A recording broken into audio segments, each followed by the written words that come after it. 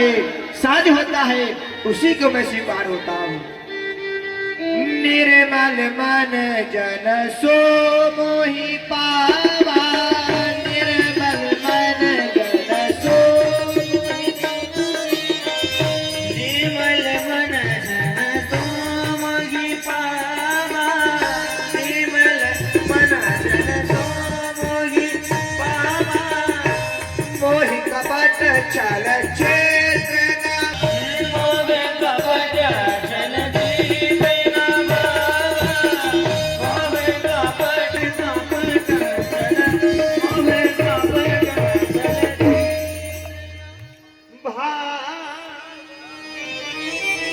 को मैं सहज भाव से प्राप्त होता। जैसे ही गोपाल जी के शब्दों को सुना, वह बालक सुदामा जी का बोला, चाहे गुरु जी भगवान कह रहे हैं तुम्हारा मन चरणों में गिर गया और कहा प्रभु बेटा एक बार अपने चाचा से कह दो मुझे दर्शन दे दो।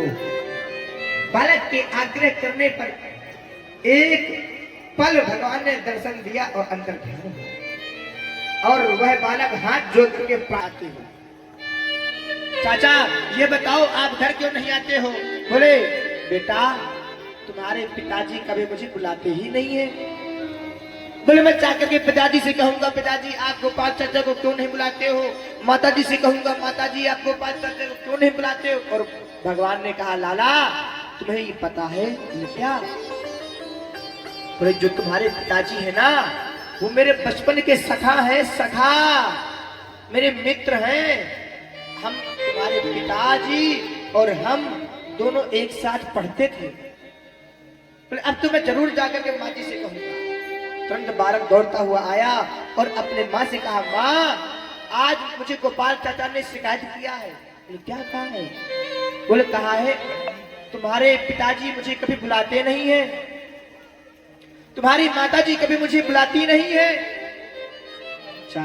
माँ पिताजी से कहो ना कि गोपाल चाचा को बुलाएं। वो गोपाल चाचा इतने सुंदर हैं, इतने सुशील हैं, इतने विनम्र हैं, ऐसा लगता है माँ उनको मैं देखता ही रहूं। जैसे फॉलो और माँ ये भी कहा है गोपाल चाचा ने पिताजी को बचपन के सखा हैं, बचपन के मित्र हैं।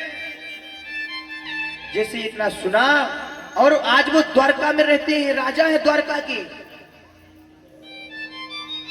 जैसे इतना ही सुना इतने में उनकी पत्नी सुशीला दौड़ करके सुदामा जी के पास गई और प्रणाम किया। बोले स्वामी मैं आपसे एक निवेदन करना चाहती हूँ। बोले क्या?